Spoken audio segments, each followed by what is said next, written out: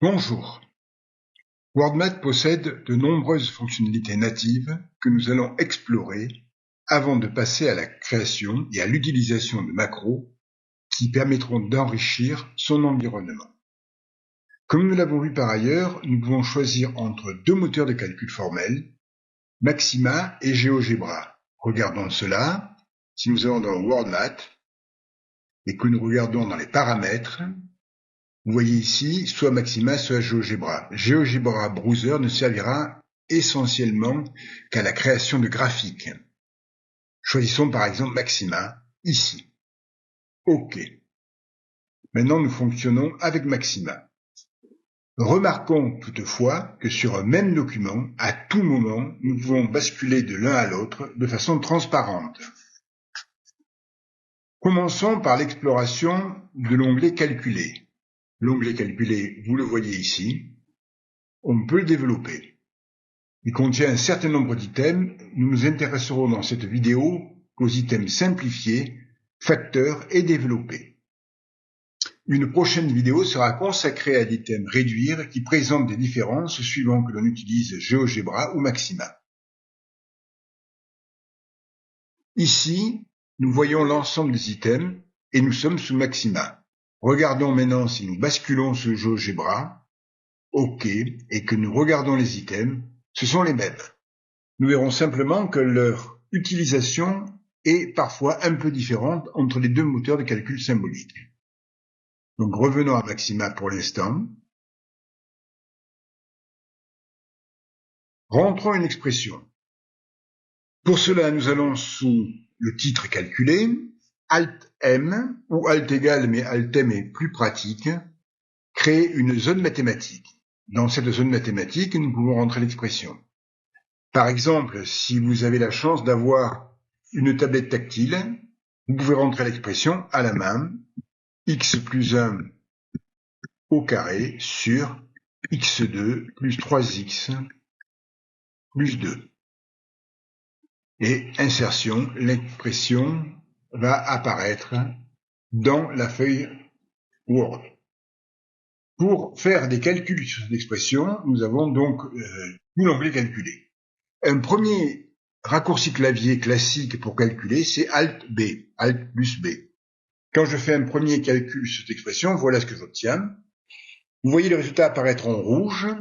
En fait, le choix de la couleur se fait rapidement dans les paramètres et vous avez notation et couleur de la sortie. J'ai choisi rouge, mais vous choisissez ce que vous voulez et par exemple, par défaut, c'est vert dans WordMath.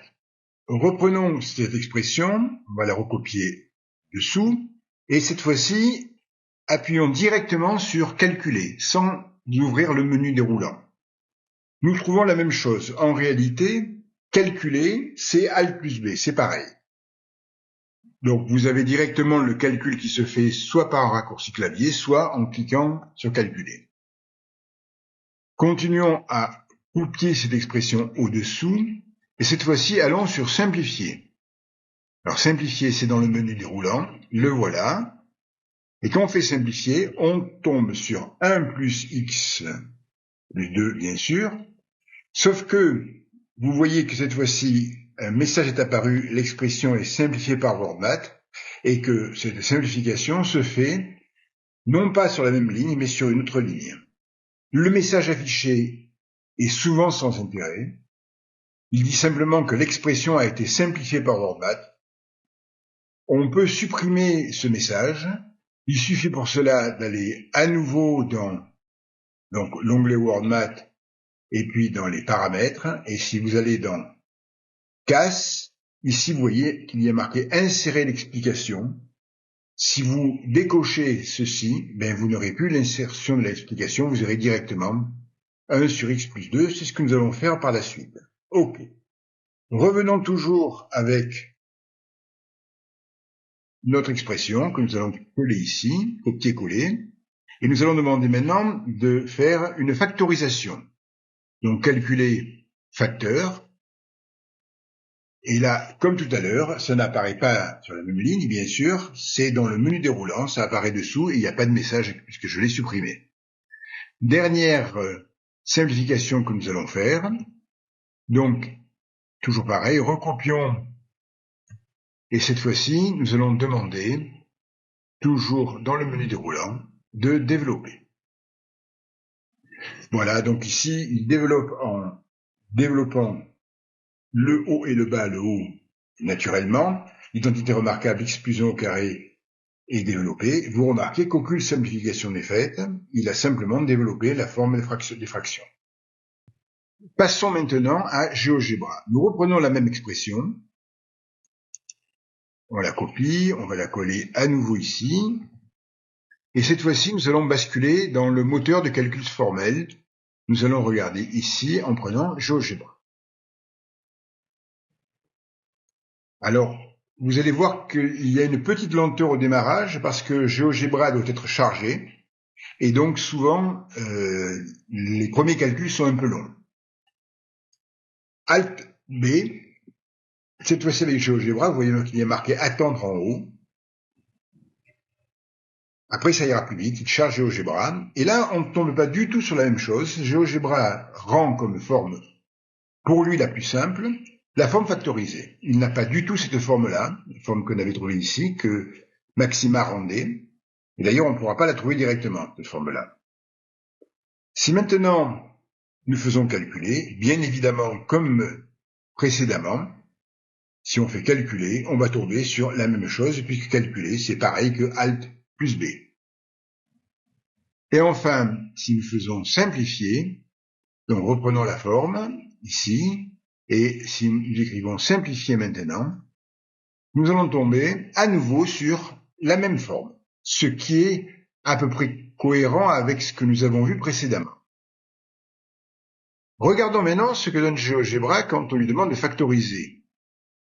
Ici, très probablement, il va nous rendre la même chose puisque la forme que nous avons là est une forme factorisée. Il a fallu qu'il factorise le haut et le bas, qu'il simplifie pour arriver à ça. Et donc, quand nous demandons toujours, cette fois-ci, de factoriser, il nous rend à nouveau x plus 1 sur x plus 2. Et regardons maintenant ce qu'il donne sur développer. Donc développer, c'est ici. Et ce qui va être étonnant, c'est qu'il nous rend la même chose encore une fois, x plus 1 sur x plus 2.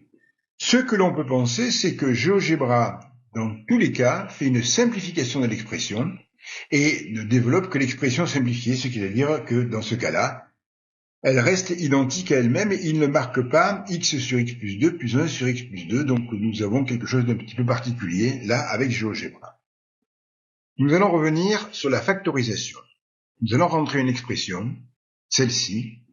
Alors rentrons au clavier par exemple, 3 plus, donc on rentre une fraction, on peut taper, alors là j'ai tapé le dénominateur d'abord et le numérateur ensuite, on peut évidemment faire le contraire, plus, alors il faut sortir de la fraction, c'est ça le problème, plus, à nouveau, un trait de fraction, et cette fois-ci, nous allons aller d'abord au numérateur, et ensuite au dénominateur.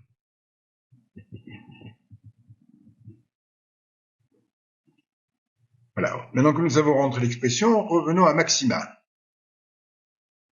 Donc maxima, voilà, ok. Et maintenant faisons Alt plus B ou simplement l'onglet calculé comme vous voulez, Alt plus B, et nous tombons sur cette forme-là. Si nous demandons maintenant, si on récupère ceci,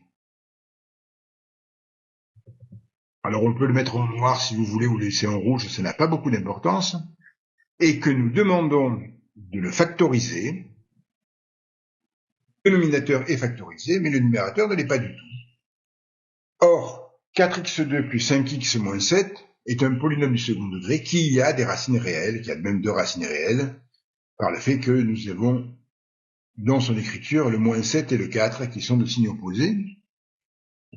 Essayons de voir si le problème vient de maxima ou si on a des résultats un peu équivalents avec GeoGebra.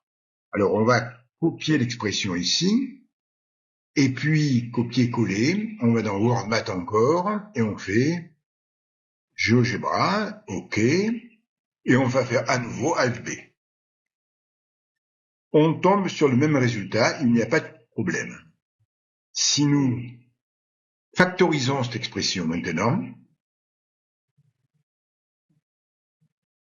on tombe encore sur le même résultat, c'est-à-dire que aussi bien GeoGebra que Maxima n'ont pas voulu factoriser le 4x2 plus 5x moins 7. Or, si nous marquons 4x2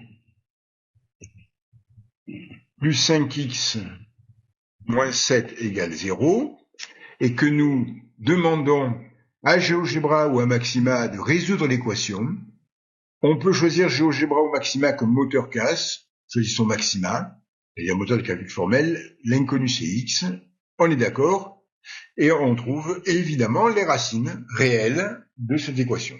Donc, Maxima, d'ailleurs comme GeoGebra, vous retrouvez les deux racines réelles, sauf que il ne parvient pas à factoriser. Alors regardons un peu plus loin la différence entre les deux logiciels, Maxima et GeoGebra. Si je prends maintenant l'expression x, alors comme ce sera une fraction, on va l'écrire comme ça, x moins racine de 2 divisé par x2 moins 2. Que se passe-t-il avec Maxima si je factorise? Donc, vérifions que nous sommes bien avec Maxima. Non, nous étions avec GeoGebra, donc allons-y avec Maxima, la factorisation ne donne rien. En fait, Maxima est très mal à l'aise pour factoriser quand il y a des racines carrées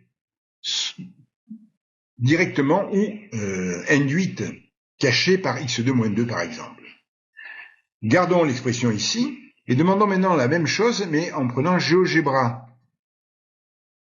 Et on ne veut pas demander d'ailleurs de factoriser, on va lui demander simplement de calculer, c'est-à-dire de simplifier. Et GeoGebra simplifie l'expression, ce qui veut dire que GeoGebra factorise bien x2 moins 2 et est capable de simplifier tout à fait l'expression, sans même que nous passions par facteur, puisqu'en fait nous avons vu que facteur est un petit peu son principe de base, donc il factorise dès qu'il veut simplifier. On lui demande de simplifier, il factorise ce qui est parfaitement normal. Donc, nous verrons par la suite que Maxima a des difficultés dans les factorisations, dans le travail sur les expressions contenant des racines carrées directement écrites ou plus ou moins cachées, et ce sera l'occasion de créer une macro pour traiter ce genre d'expressions avec des formes irrationnelles. Bien évidemment, il faudra faire peut-être quelques concessions d'écriture pour qu'elles fonctionnent bien dans Word. Nous verrons ça plus tard. Revenons maintenant à notre forme directe, parce que GeoGebra possède un moyen de factoriser avec des nombres irrationnels, c'est ifactor. Ifactor x2 moins 2. Bien, si je fais ça avec GeoGebra, donc WordMath, à nouveau ici, GeoGebra, j'y suis bien, et que je demande de calculer, il va me rendre x moins racine de 2, x plus racine de 2. Alors, essayons de voir ce que fait ifactor sur l'expression ici. Donc, on met ifactor devant.